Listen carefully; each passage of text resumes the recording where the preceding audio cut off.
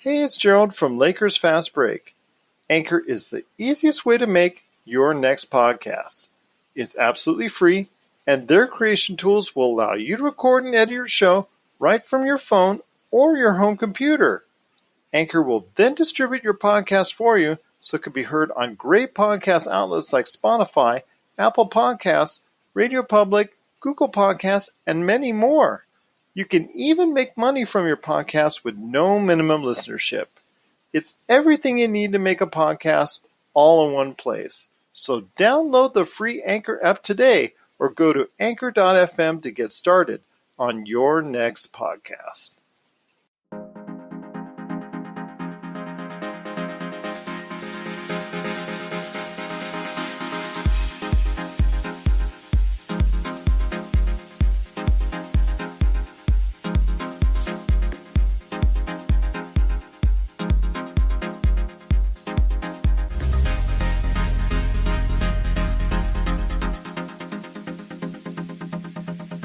We're back for another episode of the Lakers Fast Break podcast. It's Gerald Glassford coming right back at you here from Pop Culture Cosmos. The Lakers Fast Break, Inside Sports Fantasy Football, and Game Source. We truly appreciate everyone out there listening to all of our shows, and if you can, please give us that 5-star review on Apple Podcasts, plus the awesome shows my cohort in crime here does.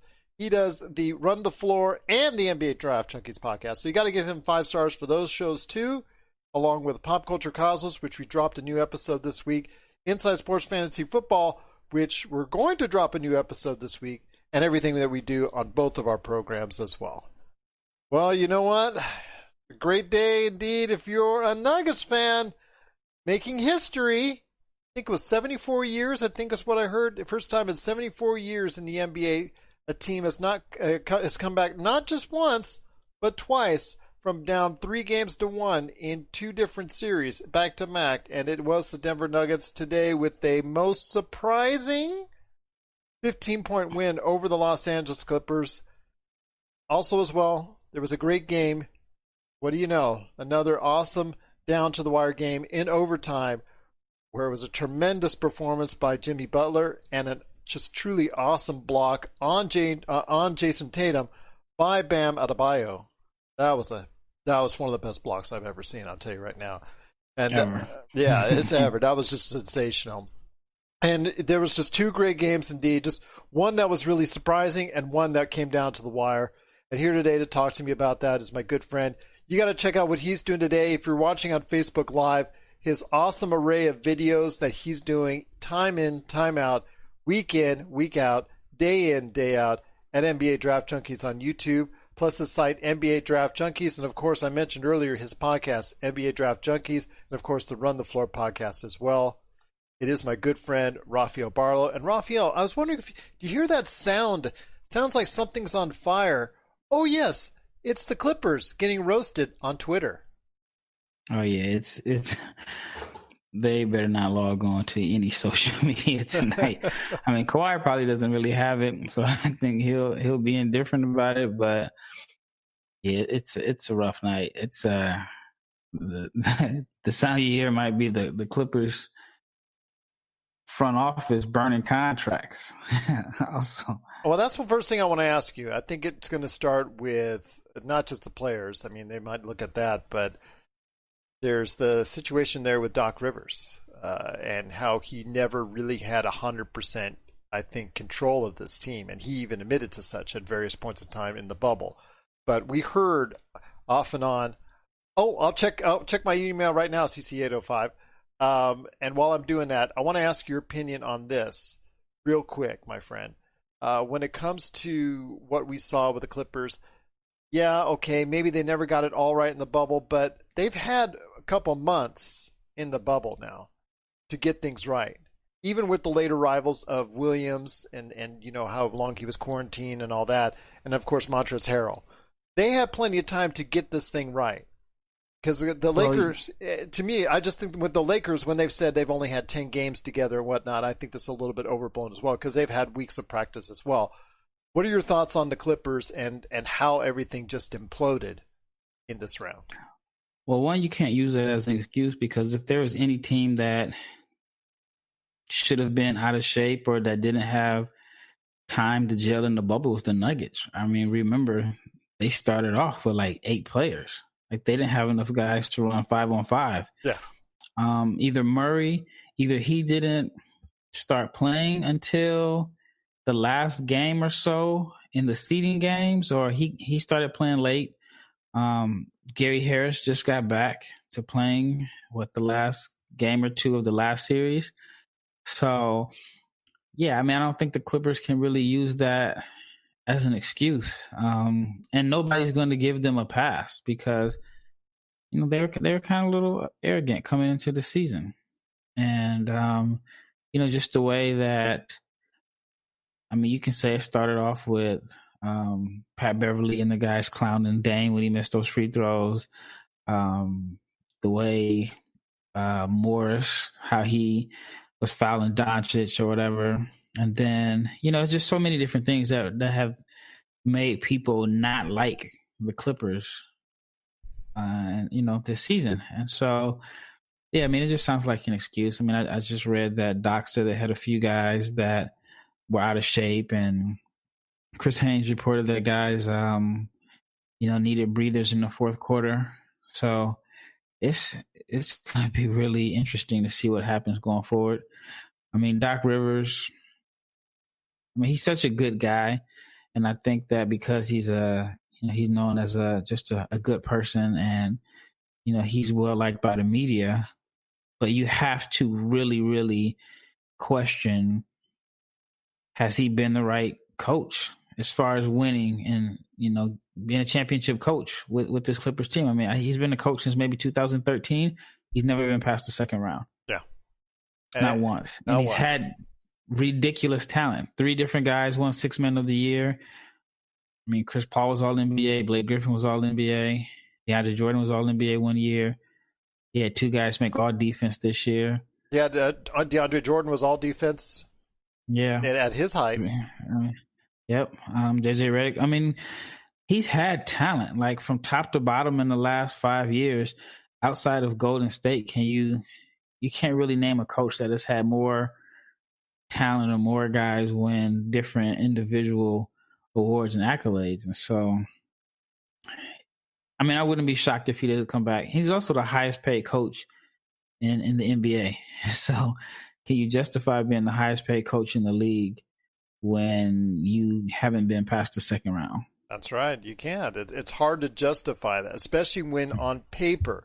And I understand Marcus Morris, even before Game 7, I think it was even before Game 6, talked about how they're always acting like how they should be on paper. But on paper, on talent alone, they had more talent 1 to 12 than anyone, or even 1 to 15 than anyone in the NBA. So I don't want to hear the excuses from any Clippers fans out there, because I don't think they have any. And I just don't think they have any for the entire bubble, because, yes, I understand they were later rivals, but everybody had their issues. Are you saying they don't have any excuses, or there's no Clipper fans? Well, I both you or my past, it's been from LA, and we've actually interacted with the Los Angeles Clippers at various points in time. So you and I both know the answer, but I have a feeling when the Clippers open up their arena, there'll be more fans, more of their own fans, once they're able to go ahead and not be under the cloud of the Lakers in the Staples Center. They'll still be under a cloud, period, because they're in LA. I wish they would have, again, a long time ago. I've told you this before. They should have taken the ticket to go to the Pond in Anaheim. But that was just me. I thought that, when they were going ahead and playing, a limited amount of games there, I thought that was going to lead into something a little bit more beneficial for them. But, hey, be that as it may, they want to stay in LA. And, he emailed his image. CC805 emailed his image of his bet for $100 for Denver to win $275. He just was feeling that the Clippers were going to choke. Well, you know what? Congratulations, CC805. You just made $175. So That's awesome. I mean, you called it. A lot of other people were starting to call it and start to go ahead and figure out that the Clippers weren't just going to get it done. But again, it comes down to you have that talent. It's not an excuse. You have the experience. There's everything. I mean, you had talent, you had experience, you had coaching knowledge. You had a coach that's won a championship before. There are literally no excuses for Clippers fans right now. None. So here's a question I want to ask you, and I've been debating with people all day. I wasted so many hours today just in an argument on Facebook. I even brought it to my Twitter page. Did Tyronn Lue make a mistake? I think he made a tremendous mistake by not taking the Lakers offer. He wanted 5 years. They only offered him 3 years. But if you take, I don't know, there's just not a better job than the Lakers' job. And even if he gets a 5-year deal from another team, it's not as good of a job. And I don't understand why he, you pass up the opportunity, the head coach of the Lakers, to take an assistant coaching job with the Clippers. And so I think he made a mistake. I really do. And, some people say, well, he won a championship and the Lakers kind of lowballed him on the years and he needed to take a stand. I get some of that, but I just think long-term that was a mistake. I think it was a mistake as well. But what was not a mistake was CC805 actually going ahead and getting more money. So I made the mistake. He got back $375. So it's even better for him. So you got $275 in the profit right there for you. So I'll tell you what, CC805, you did a great job. Again, I sent you out an email. If you want to go ahead and join us here at the Lakers Fast Break, you're more than welcome to, my friend. But where did it all go wrong in that second half? Because it looked like it was going to be another close finish, but just Denver pulled away. Did you just really start to get in their heads, do you think? Because I can tell that was the case in Game 6, and looks from my advantage, just their body language, just the way that Doc was talking to them, and just the way that they were speaking to each other. I just think it came down to the point where it just really started to get in their heads as far as this Clippers mystique or this Clippers belief or the lack of confidence as a unit, as a team, as an organization might have come into play, which is a shame because, again, we've talked about how well we thought or we think that they're run as far as an owner and a hierarchy is concerned. Yeah, they just looked awful. Like, I think once they got down, it's kind of like, here we go again. But Denver played like, I don't know if it was Murray or Jokic said, all the pressure's on them. Yeah. They're just playing. And, I think the couple of guys on the Clippers tried to minimize it, but all the pressure was on them. And, I think at one point they were up by 11. And, yeah, this is, I guess, on one hand, you could say Denver was, a high seed this year. They were the number 2 seed most of this season. So just by paper, you can say it wasn't a big upset, but I feel like this is one of the biggest upsets in recent memory. Both teams were somewhat healthy. Denver's missing Barton, but they haven't had him, this whole series. But the Clippers were supposed to have this great defense, and they couldn't defend.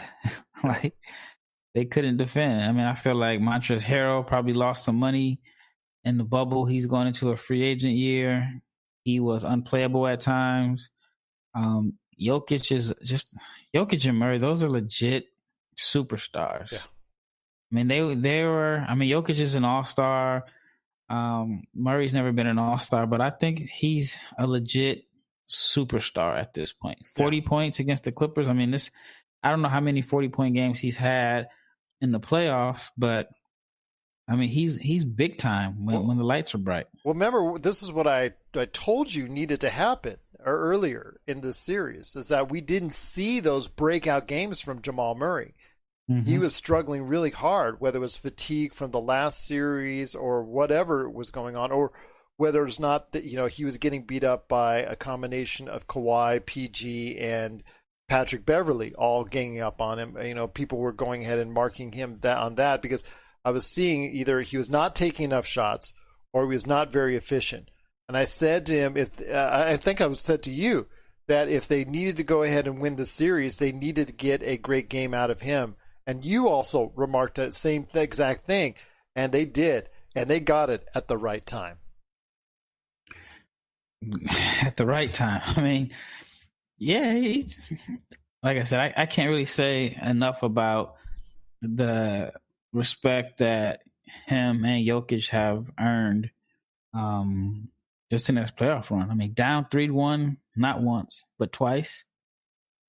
And yeah, I mean, like they've been away from home for probably 70 days now. You could easily pack it up and want to go home and start your second off season.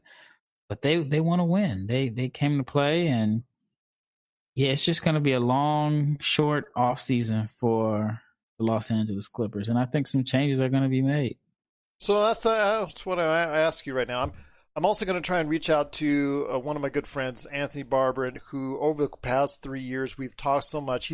He is a diehard Clippers fan, has been for a number of years, and I will reach out to him to see if I can go ahead and talk about what he likes to see changes made. But I want to ask you this: do you really think that a number of changes need to be made? Because on paper, eventually, if it gets back to some type of normal with the crowd and things of that nature, you think maybe some difference might have been made as far as that's concerned? You think it's just may have been the bubble? Or, I mean, is this team really need to go ahead and make many tweaks in order to go ahead and compete for a title next year? Well, Montrez is a free agent. I think the Morris twin is also. And then Paul George and Kawhi can be free agents next summer. Yeah. So if you feel like, and I mean, Lou Will made a statement about they had the talent, but they had some chemistry issues. I mean, you don't know if that's on-court chemistry or off-the-court issues. But you have to wonder, like, all right, are these guys going to sign an extension long-term after the summer? If you have any doubts, then do you let it play out and possibly lose them for nothing? Yeah, I mean, I just think there's a tremendous amount of pressure on them with the expectations being high, and I don't know if Doc comes back. This is his second time in the last 5 years, and it's a totally, totally different team, equally as talented team, that his Clippers have blown a 3-1 lead. And not only is it they blown a 3-1 lead, they were up double figures in that closeout game to close the series. In that Houston game. And yeah, I mean, I think Houston even had Harden now. They thought it was over. And I want to ask you this. That leads into the question I really, really want to ask. Which do you think is the bigger epic failure? That year against the Rockets? Because that, to me, I remember watching that game. I remember the Clippers celebrating on the sidelines. I remember them going back and forth and rooting each other on, and they were joking, they were kidding, and you could see in the third quarter how epic it was, and you could see them already ready to party. You could see them already looking into the next round.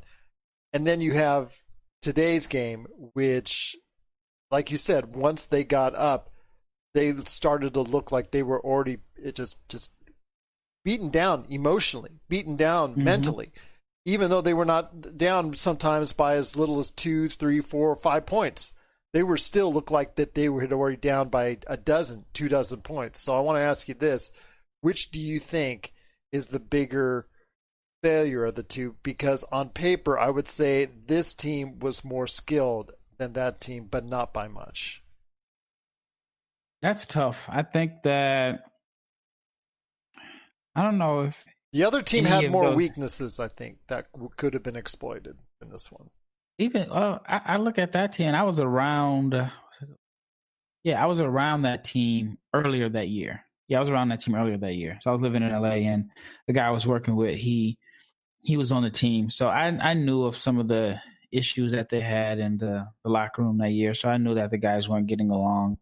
So that part wasn't surprising to me in a sense. And I don't even think they were. I mean, I thought people thought they were good, but I never remember people really feeling like the Clippers were the favorites to win the championship. I mean, there were a lot of people that thought that this year's team was going to win a championship. So I think even more than the Bucks and the Lakers. I think a lot more. I mean, I know Vegas had the Lakers as a slight favorite. It was a very slight favorite. And after coming out of the bubble, going to the playoffs, after the seeding games, it was a very small margin. In fact, I think the Clippers at one time, based on betting, I think the Clippers actually surpassed the Lakers here in Vegas. But for when you talk to most analysts, In fact, I don't know did you pick the Clippers to go all the way? I know there were several people out there that I was talking to. I appeared on a dozen shows, and I think most of them were picking the Clippers. You saw out there so many journalists picking the Clippers. I mean, it looked like for many an easy call to pick the Clippers to go all the way. Yeah, I know at one point I predicted the Clippers to win the championship, but then I remember on your show I said that the situation with Lou Williams and those guys, what he said that would never happen on the Lakers. Yeah, absolutely. That distraction. So, and that's when I thought because you remember Alex Caruso wanted to go to Texas, mm-hmm. and LeBron said Alex changed his mind. And we were all thinking it was for his sister's wedding. Yes. And I think he was willing to spend didn't they say $30,000 for a private plane? So, yeah. And that's when I felt that would never happen on any Lakers team. And the Lakers have some characters on their roster from JR to Dion to Dwight to JaVale. But LeBron sets the tone as a leader. LeBron's steering the ship. Yeah, I think Kawhi is a leader, but he's more so a leader by example, while, LeBron is the voice of that locker room. And, guys are going to follow his lead. So, and he's been inspired by Anthony Davis and what he's brought to the team. Yeah, I think LeBron has taught Anthony how to win. And, we've commented on this show that, all the times Davis, he's on the floor, it seems like 5 or 6 times a game, but in years past, he would have missed a game or two with a bruised hip or, hurt whatever. But, LeBron is not, I don't know. I just think that he knows that the lights are bright and you can't take these little games off with little knick-knack injuries. So, and then I think that LeBron wants to win a championship. He's more focused this year. He knows that he has a real shot and he's defending at a high level. And I think that just by having Davis on the roster has made, everybody better. Obviously on paper, they're a better team, but just overall, as far as just their effort level. So yeah. And that's what I think the Clippers didn't have. Like I said, that situation with Lou Will, with the wings and the strip club and all of that, that's when I felt okay, it wouldn't happen on most teams. A team with a strong leader. Absolutely. And I agree with you on that. So I'm thinking that even though the game against Houston in that series 5 years ago was the biggest failure, or one of the biggest failures I've ever seen a team go through, I think that this year's team overall, this way that this series broke down, just because of how talented they are, this might have been the biggest failure of the entire organization. Because, like you said, even that team was not picked by many to go all the way as far as for a championship. Mm-hmm. This team was. This team was picked by more journalists, more analysts out there, picked the Clippers than anyone else. And I think that this, in essence, will probably be, at least when people sit down and think about it, probably the biggest failure of the Clippers organization. Yeah, the expectations were definitely higher. Bringing in Kawhi fresh off of the championship and, all the assets that they gave up for Paul George and just even little things like, when they, didn't they? Well, Reggie Jackson, when the Lakers, Jackson, Lakers wanted Reggie Jackson. Reggie Jackson went, said, nope, I'm going to the Clippers. Yeah. Then, all the picks they gave up. I think they gave up a first-round pick this year to the Knicks for Marcus Morris. But, remember during Summer League when the big deal was announced, didn't they say, Pat Beverly, walked by LeBron and those guys and not taunted them, but, they... Oh, he taunts them. He taunts everybody. Yeah, but it was this is our town and... it was just so much. Maybe not to the scale of Miami in 2010. And they could, I guess the similarities could be, they actually could be some similarities there. Because everybody thought Miami was, after they made their They got LeBron and D-Wade and Bosh. They had a big parade, the first team to have a parade before they even played a game together. The Clippers didn't celebrate to that extent, but they definitely, wasn't LeBron talking about like multiple titles, title after title, not after one, title, not two, not three, and they were just they ended up coming back the next year and winning the title. I think they got humbled a lot in that first season, so maybe the Clippers could have a similar situation. Maybe it's not time to fully panic yet as far as like a coaching change, but they were definitely arrogant, and. But I think everybody thought this series was over. I mean, how many times did I say it's over? This is done. I was mentally prepared for Lakers Clippers. I had all the storylines. I know Laker Tom already had like 9 articles that he wrote that he probably has to throw away. You're probably right. Shout out to Laker Tom. Yeah. But I wanted to see like this Rondo and Doc. I know they don't really like each other. It would have been interesting to see them in the playoff series. And I mean, the NBA loses like the big time story that they wanted out of the Western Conference, but they may have another story in the rise of the Nuggets and just the fact that his team has came back from down 3-1. This is Rafael from NBA Draft Junkies.com, and you are listening to the Lakers Fast Break.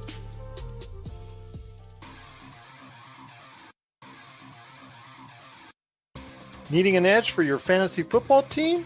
Listen to the guys at Inside Sports Fantasy Football for insight that will help you reach your league championship.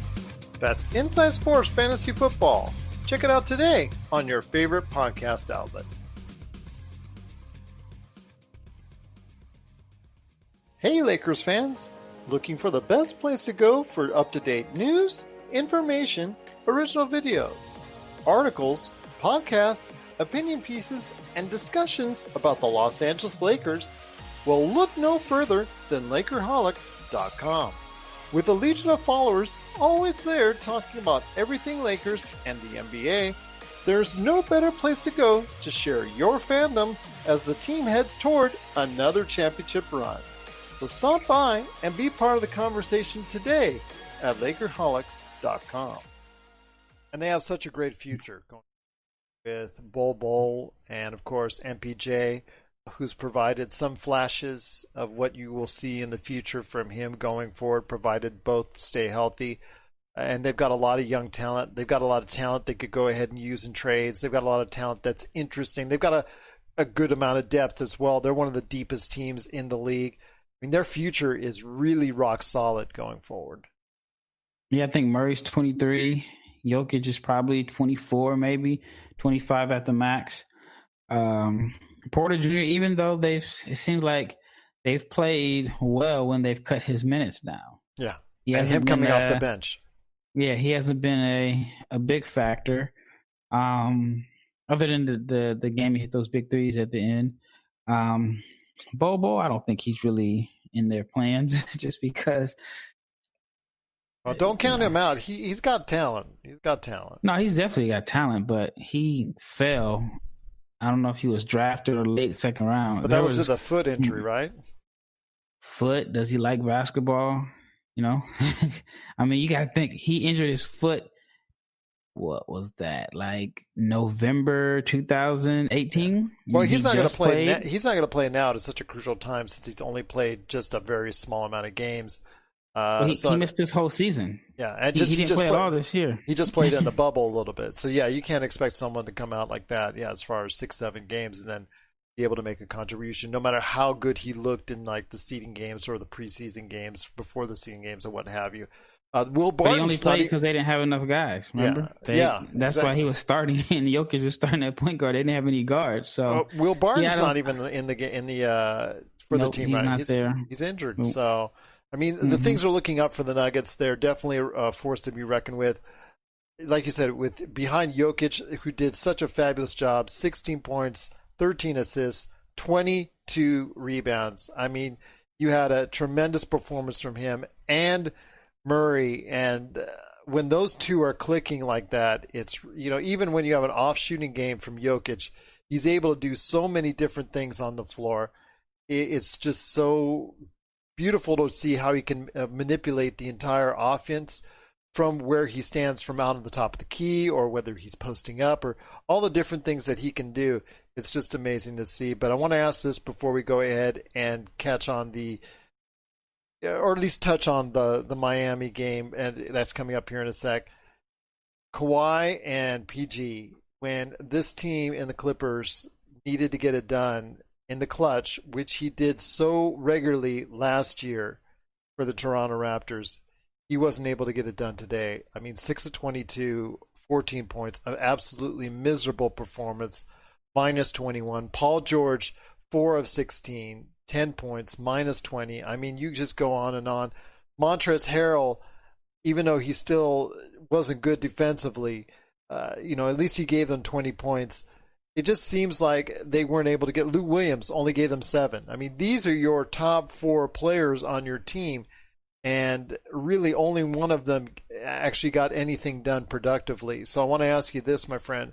When you have your players in the clutch, they just don't even perform in the clutch like this, especially someone who just won a ring a little over a year ago in Toronto, basically when Toronto rode his back all the way to a championship. What does that say?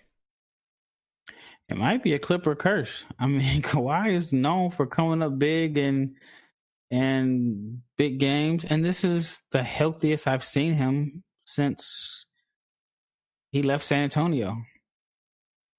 I mean, they've been having games every other day. He looks healthy. He's not favoring anything. They haven't.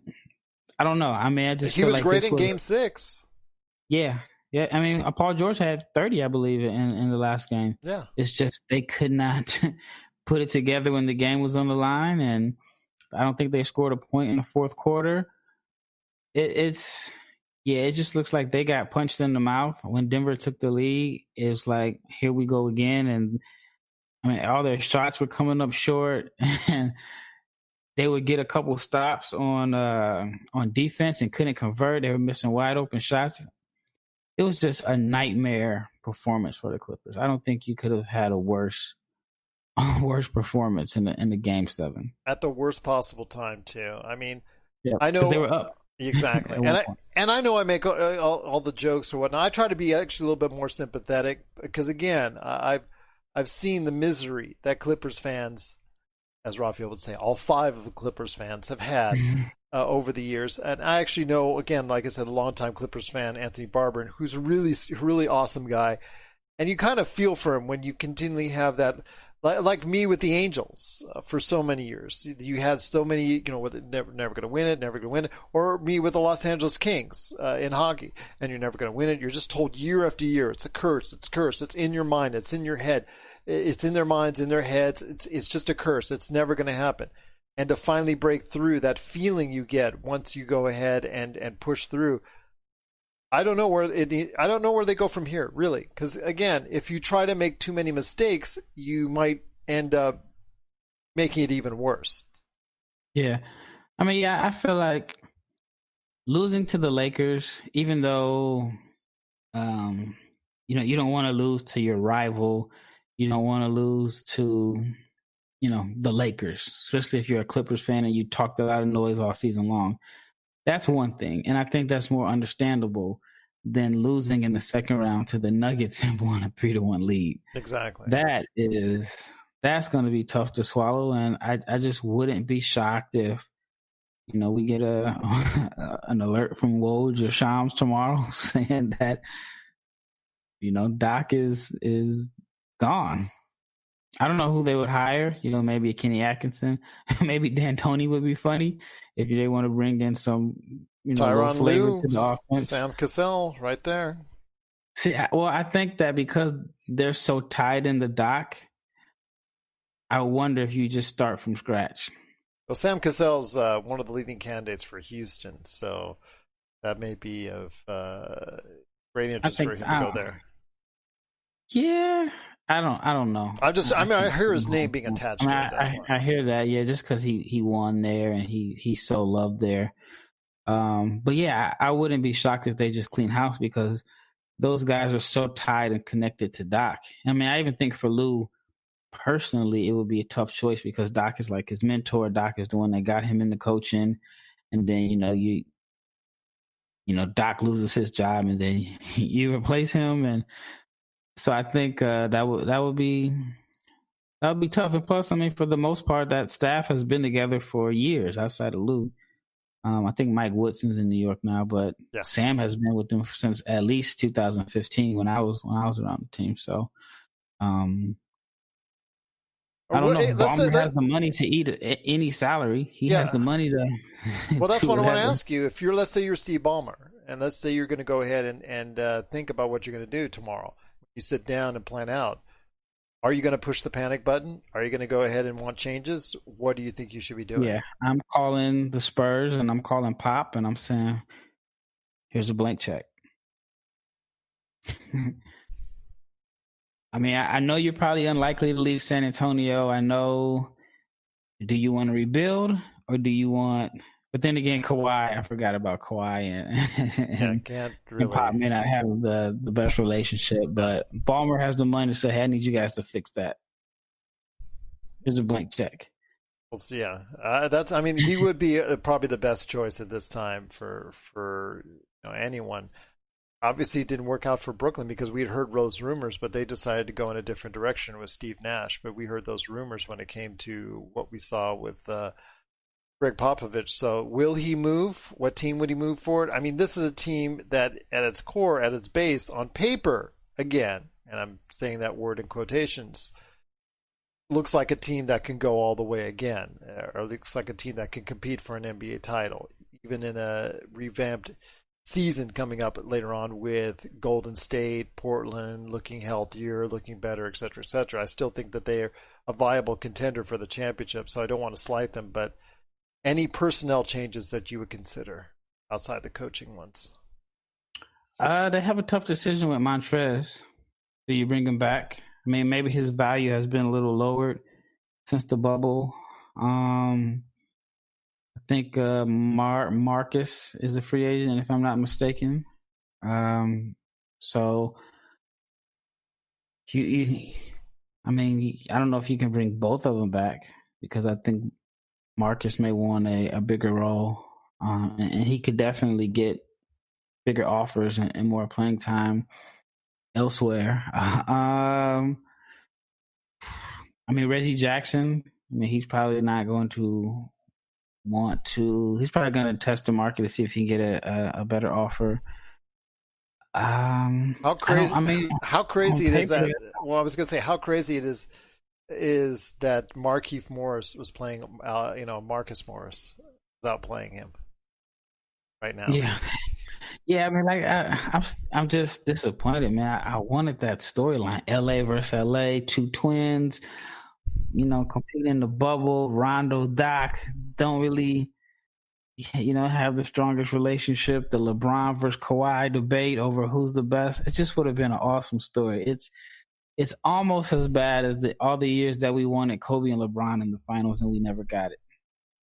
But we will be having, instead, Jokic versus LeBron, Anthony Davis versus Jamal Murray in the Western Conference Finals as Denver, in the first time in NBA history, becoming the first team in 2 back-to-back rounds, coming back from a 3-1 deficit by basically dismantling the Clippers in the second half, 104-89. And just, if you want to say that the Clippers choked, want to say they just did the El Foldo act, I don't know, whatever you want to say, just don't go to social media right now if you're a Clippers fan, because it's on fire right now, and it's not any love for the Clippers. Yeah, if there's a word that's an elevated word for choke, that would be it today. How do you come out and blow a lead, especially after Game 6? The way that happened. I think they'll be scratching their heads for a long time in downtown LA. Yeah. We're signaling the ref for a quick timeout, but we'll be back with more of the Lakers Fast Break podcast. Check out what's been going on with the Pop Culture Cosmos Show and the PCC Multiverse. I see the potential for basically like another Netflix kind of paradigm shift where here comes this other major player. They have a ton of resources. Apple could change the way that entertainment is consumed. They say it's the only time this year that you'll have stars from each brand battling each other, and we know it's not going to be the case, but they like to say that, and more power to them, I guess. Well, it's a big first step, bringing all those superheroes together. There were definitely some parts of the movie that I really enjoyed, and then there were some parts that I thought just kind of fell short of expectation. Part of it has to be something to do with how it's being promoted, and this is a thing where audiences do not agree with critics. That's the Pop Culture Cosmos Show. And the PCC Multiverse. But Every my friend, week on there's Apple more to talk Podcasts. about on today. And over a because dozen I of your almost favorite forgot, streaming you and know, 'cause I was podcasting planning out options. the week. I'm like, oh, we're going to have a game here, a game here, a game. No, we're not going to have any games tomorrow. Today was the actual first game, game one of the Eastern Conference Finals between Miami and Boston. And my gosh, it was back and forth. Just the way you would want to see a series that you and I think is going to go. I think you said 7 games as well, correct? Yeah, I think I had Miami in 7. So as did I. So I'm just, it was just that kind of way you want to start it off with both teams going back and forth. One would have the lead, then the other would go on a run, then the other would go on a run. Boston was a semi-comfortable lead, and they couldn't keep it going. And eventually led to the point where Miami took over in the overtime, and Jimmy Butler, again, who started off a little bit shaky, and Dragic had to go ahead and carry them early. He took over later in the game, and Bam Adebayo with the block. You know, I want to say it's just as good, if not better, than the LeBron box. Okay, LeBron might have had one that was almost as good, but my gosh, that block on Jason Tatum when Jason Tatum was already looked like he was at his apex on his leap, and he looked like he was going to go all the way, and all of a sudden you see out of nowhere, you see Bam Adebayo with the block, just basically a sensational block. I think I saw JaVale McGee block someone this year in a similar fashion that was just truly sensational, but just an incredible block by Bam Adebayo, and I guess that basically saved the victory for Miami. So they won 117-114 in overtime. But credit the Celtics for giving it a great run. I want to ask you this, and this is something I was paying attention to all game long, and this really comes back to what we were talking about all of last series with Boston as far as playing Toronto. And that was teams constantly hunting out Kemba Walker. And Kemba Walker not really being efficient. He had 19 points, but on 6 of 19 shooting, still struggling from the floor. But again, he becomes a really big target out there when he's playing 43 minutes. So I want to hear your thoughts because they don't have really any alternatives right now with Gordon Hayward still out of the lineup. So I want to hear your thoughts on this as far as Kemba Walker. I mean, do you look at maybe playing him less? Because it seems like they're really hunting him out on the defensive end. Yeah, I mean, it's your big free agent signing. I forgot what they paid him, but it was a lot of money. So, yeah, I mean, it's kind of tough if you lose and you bench your guy that, your big free agent signing. So I think they're going to stick with him. I don't think that they'll But would you? No, because I think that, who are you going to, if you don't put him in, then you don't really have another. Yeah, I still think he's always a threat. He's always a threat to be able to get you buckets. And then, you end up running the offense with Smart, who, is a capable point guard, but he's going to let it fly. He's going to just shoot it. He's going to shoot a lot of threes. So, no, I would just find ways to hide him. And, but that's what the playoffs is all about. If a team sees a weak link or whatever, they're going to hunt it out. Just like Denver, they realize Lou Will and Montrez can't defend. So especially Montrez. Yeah, they hunted them. And, just like in the Utah series, they went after Michael Porter Jr. So I love the playoffs because it's like this big chess match, and you got to find ways to, if you got a weak defender, you have to find ways to hide them. But they just paid Kemba $141 million. It's going to be tough to justify somebody you're paying that much money that you cut their minutes down.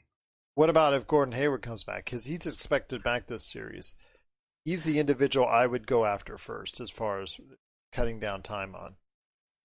I wouldn't, just because if you saw the Clippers are out of shape, how do you expect someone who hasn't Well, but even giving his 15 minutes, 10, 15 minutes, because you're going to probably give him that at least.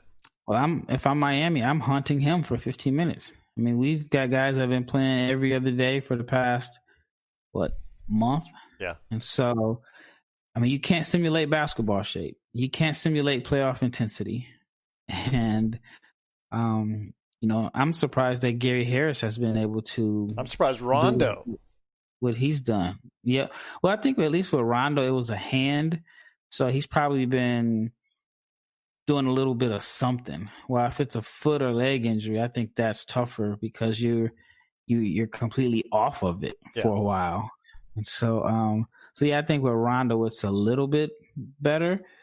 But for Hayward, I mean, he probably went weeks without even running. So, yeah, I mean, if he comes in the game, I'm definitely haunting him because I can't imagine him being in any type of shape where he can make multiple efforts on defense. So I would definitely go after him. But I think he can come in and provide some minutes for them. But, yeah, I'm sticking with Kemba. It's going to be that way, I think, for the rest of the series if that's the case. And they're just going to say, you know what? We're going to go ahead and hunt him out, and we'll play our cards there. But that's basically the way they're initiating their offense. Is basically trying to go in, whoever Kemba's guarding, they're going to hunt him down with that player. But they had a nice mix today of not only, like I said, Jimmy Butler producing in the second half, but Jay Crowder. I mean, my gosh, the guy that was a throw-in for the Andre Iguodala trade is really... He's done this before, where he's been that guy that just seems to come out of nowhere and perform, and then he gets lost in the shuffles per se.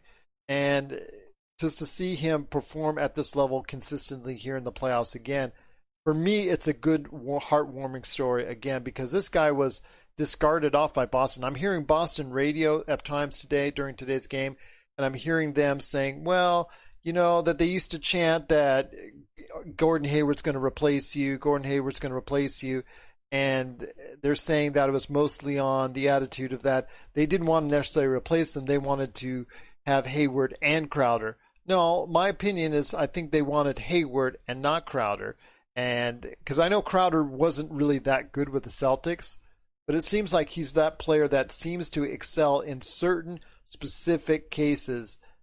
And right now is one of those cases.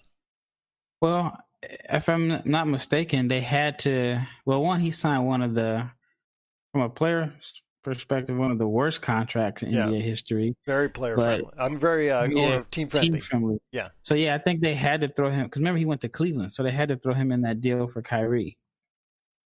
And he was in Cleveland for a little while. Then he went to Utah, and then. What trade was that? The Mike Conley deal. But he's a Miami Heat guy. Like, he fits their culture. He's a hardworking guy. He's tough. He's strong. He's physical. He likes to play defense. And even in Boston, I mean, he was a starter, if I'm not mistaken, on that 60-win team. So, he's I kind of know, like, when he used to play for the Mavs, I used to see him often in the summertime. Real cool guy. So, I'm happy for him to. Memphis, he played well. Well, I think he didn't shoot the ball well in Memphis. I think that's how he was like the throw-in in that trade because he was shooting the ball really, really bad, if I'm not mistaken. I thought during a playoff series he played well, or am I mistaken? No, it was just this year. Okay. Because he was traded for Conley. Oh, that's he right. He played for Utah last year. That's what I meant. Utah, my bad. Mm-hmm. Yeah, he did have a pretty good series that year when they played Oklahoma City. Yeah. And, the whole Melo, that series. But, in Utah, he shot 37% from the floor, 29% from three. He was struggling. I'm sorry, in Memphis this year. but one of those reclamation projects in Miami that's paid off big time. I mean, he's shot very well from the field, and I'm like I said, to me, it's a good story because, again, as you and I indicated, you previously last week and me this right now that he was a throw-in the trade for the Andre Iguodala, and while Iguodala is probably getting 3 to 5 points a game max, and not even providing. You were supposed to get him not just to score because you weren't really looking at him to score because his 3-point prowess is of legendary status or lack thereof. It was that playing that defense, but he's only out on the floor 15 minutes a game max. Whereas we're seeing a better fit for Crowder on this team, where not only is he getting done, like you said, because of physicality, but the man is actually shooting well from the outside, making it even better to keep him on the floor. Yeah, I mean, all the moves that Miami made has definitely paid off. One of the biggest ones that they didn't make was, remember, Dallas was supposed to take on Dragic. Yep. And at the last minute, they decided not to take on his $19 million salary and chose to sign DeLon Wright instead, which worked out very well for Miami, which now it puts them in a predicament because, no matter what, they're in the conference finals and Dragic is a free agent. I know Miami wants to have some cap flexibility for 2021, but it's going to be tough to let Dragic walk away for free. Absolutely. And he plays such a great role now as that pseudo 6-man type role, whether he comes off the bench or we've seen him start, because we've seen him do both in the playoffs. Yeah, speaking of adjustments, I mean, they had 2 guys that were their starters all year that are barely playing in the playoffs. Yeah. I think Myers Leonard was their starting center all year. Yep, and just he's been put on the back burner, and as you see there, I mean, just it looks like that they're doing such a great job right now. The way they pass the ball, the way they go and find the weaknesses in the defense, and from what I'm watching, is just truly. I'm very impressed. I should say that, and this is a team that again comes into this bubble playoff season as number 5. But this is not any normal number 5 because they've got a lot of quality players that can get the job done at every single position on the floor. Yeah, I mean, they just snuck up on people. Nobody thought that they were, I didn't think that they would be a team that would go to the conference finals. I mean, you would have thought, Milwaukee, anywhere between Milwaukee, Philly, and Boston. But Miami wasn't a team that you expected. And, I mean, you hear about the Heat culture and how they have a different way of doing things. I mean, it's real. It's kind of like playoff Rondo. It's one of those things where it's on full display here in this bubble playoffs that, it may be a little different, but whatever they're doing is working. It is indeed, my friend. And it worked so far in this first game with the big victory, 117-114 in overtime over Boston. Although you and I both know, or you and I both think, that it's going to go 7 games. It's really going to be a rough and tumble series. It's going to go either way. People will probably be seeing it. You and I won't be surprised if we'll be saying it the other way around, with Boston pulling out the close victory and then Miami pulling out the close victory, back and forth. This might be in fact, I probably am going to say now, this probably will be the more exciting of the 2 matchups that we're going to see in the conference finals. I don't know. Denver, I'm never counting Denver out. Well, I'm not saying as far as game. I think the games will be a lot closer as far as now. Yeah. I think whoever wins in the Western Conference is one thing, but I just think the games itself will be a lot closer. Yeah.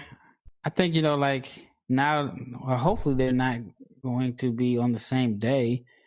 I would prefer to have games every day, but it looks like we're going to have, I don't know if they're going to switch it around so we have games every day. So anyway, I think so, because the next game is Thursday, correct, for the Eastern Conference, and then the Western Conference starts on Friday. Oh, the Western is Friday? Yeah. Well, that's good. So they have games every day. So I guess they get, the app doesn't really have anything right now. But yeah, I mean, I think if even though I don't know, like I think I would watch Lakers over Denver. I mean, to me, that series is more interesting to me, just because you just never know what you're going to get out of Denver. You got a guy that may go for 40 or 50 every night.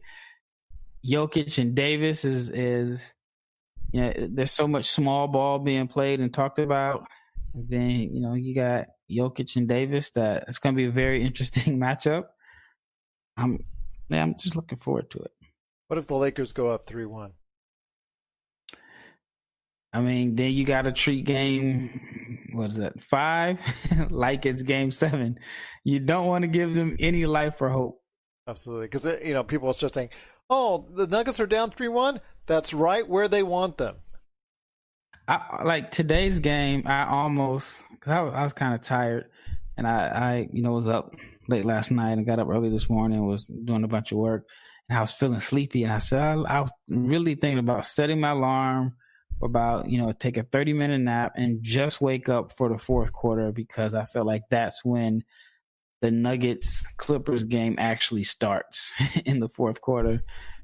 And I didn't end up taking that nap or whatever, and the game got good in the third. And so, yeah, I just you can't count this Denver team out. I think that, they really have the heart of a champion, even though they've never won a championship. The heart that they've displayed, just from all the obstacles they faced in this bubble, it's going to be tough to count them out. It is going to be tough to count them out, and it's going to be very interesting to see where this series goes from here. I'm just so happy that you're going to be a part of it with me. We're going to go ahead on Thursday and I believe recap Game 2 of Miami and Boston, and then along with that provide a preview of the upcoming Lakers-Denver series. We'll go ahead and into more depth on that. We're going to take a day off tomorrow, because there's no game scheduled tomorrow, but we are going to go ahead, again, like I said, be on Thursday night. And then, of course, Friday night we'll be here, of course. And CC805 says he wants to join us for then, so I'm looking forward to that. I don't know which Lakerholics are going to show up, but if you get a chance, check out what the conversation is like now that we know exactly who the Lakers are going to face at Lakerholics.com. I know they've had a lot of trouble this week with their blog page, which was hacked, but hopefully Tom will get the message and have some vitamin D. And if you check out the site, you'll know what I mean. But everything else, your page, Rafael, my page, and then also the other pages that are on there outside of the blog page are working just fine. So if you want to get a chance, check out whatever's working there at Lakerholics.com. And then also, before we head on out, just want to mention again, the Pop Culture Cosmos is dropped everywhere. You can listen to it on worldwide radio stations and, of course, on podcast outlets worldwide as well. It's dropped where we talked about what the latest and greatest news and information for pop culture is right now. Got Inside Sports Fantasy Football, where we'll recap Week 1 and we'll go ahead and preview Week 2. But before we head on out, you've got the floor, my friend. What is coming up at NBA Draft Junkies? Today I just released a Jaden McDaniels video. It's 2 pieces. It's one about his offensive strengths, and the other is about areas I think he needs to improve. McDaniels is a very skilled 6'10" wing out of Washington who I hate throwing his name out there. He has similarities to Kevin Durant.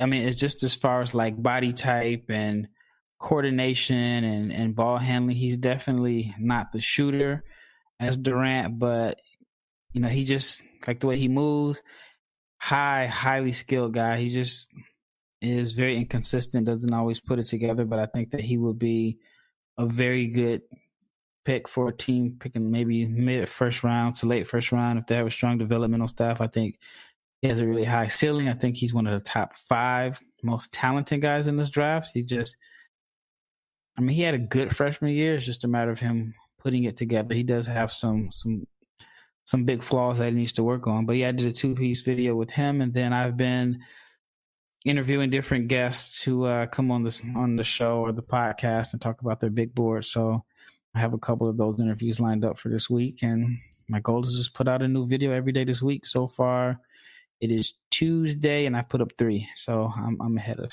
schedule. All right, and I hope you stay ahead of schedule indeed, because you've got a lot of great stuff that goes up at NBA Draft Junkies on YouTube, where he's got 12,000 subscribers already there. Be part of the conversation today when you go ahead and check out what's going on with everything that's going on right there at NBA Draft Junkies on YouTube, and of course his awesome site, NBADraftJunkies.com.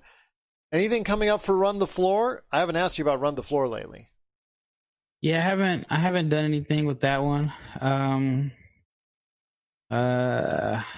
I mean, I may do something soon, but it's just between the draft stuff and watching the games and coming here every day. I probably won't. I don't know when I'll do another podcast on that one. I just got to get my brothers on. But we usually do it like after the games are going on. So I made a commitment for this. So Run the Floor is on pause right now. No problem. But it will be coming back. That's Run the Floor. Definitely. There's some great episodes there already. I think I'm on one of them. So I'm very proud of that and very happy with that. And then you were also on, I think, Off the Ball podcast with Chris LeBron recently. Mm-hmm. And you check out all the great stuff that you're doing. But, of course, the best way to get a hold of you is at Barlowe500, at NBA Draft Junkies, and for us, it's at Lakers Fast Break. On Twitter, the same social media platform the Clippers are getting roasted on. What do you know? What do you know? My gosh. In fact, you know what? That's exactly what I'm going to do after we get off the air. See how many great memes there are against the Clippers. Oh, yeah. They are getting absolutely slaughtered on Twitter. I mean, that's it's crazy. It's crazy indeed, my friend. But it is going to be the Lakers and the Nuggets. And, of course, we'll also be updating you later this week on Game 2 of Miami and Boston. Looking forward to coming back and talking to you on Thursday, my friend. Just be safe, be healthy, keep on working, keep on doing that great stuff for NBA Draft Junkies. Make sure you register to vote and make sure your vote counts this fall. We want to go ahead and make sure we do what we can to provide a better world for our kids. It's all up to you, and it all starts this November, so please go ahead and vote. All right, my friend, I truly appreciate you taking the time to speak to me as always. I'm looking forward to talking to you about Thursday. No Clippers Twitter's memes for you, my friend. Don't be posting them out there. We just go ahead and watch and laugh, because that's what we do. Watch and laugh. Watch and laugh. Watch and laugh indeed. Actually, yeah, that's a good hour for me right there. Watching and laughing on Twitter. And that's what we do. But we'll also go ahead and keep you updated on what's going on with the NBA playoffs right here at the Lakers Fast Break.